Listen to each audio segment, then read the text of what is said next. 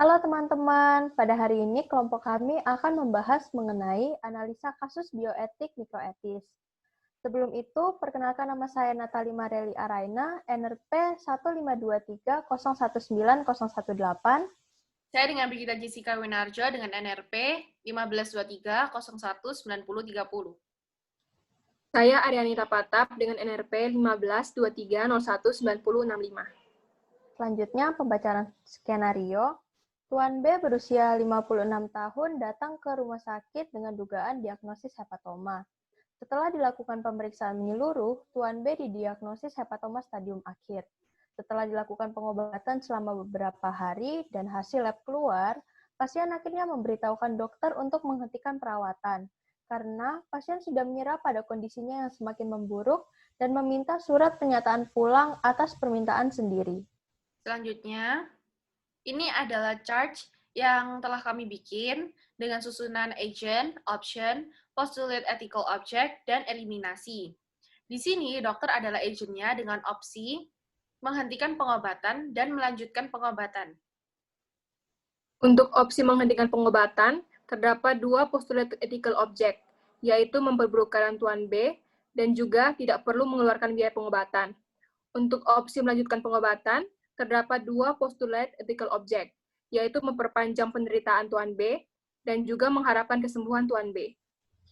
Jika dokter mengikuti kemauan Tuan B untuk menghentikan pengobatannya, maka yang terjadi adalah kondisi Tuan B akan semakin memburuk.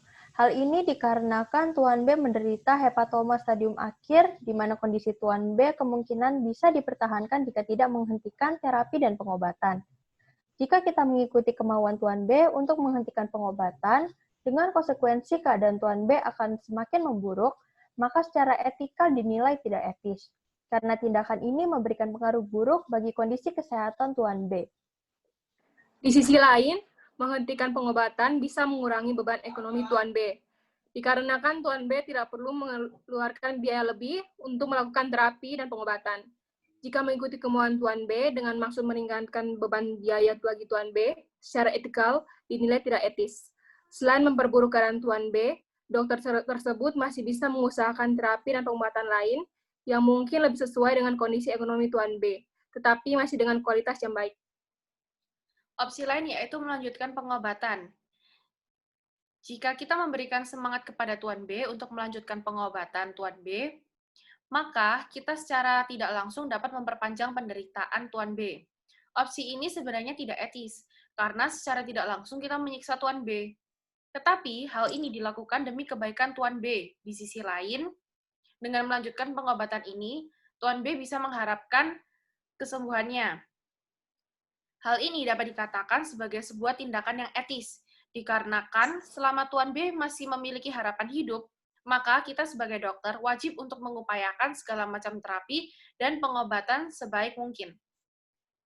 Sekian dari kelompok kami, terima kasih. Terima kasih. Terima kasih.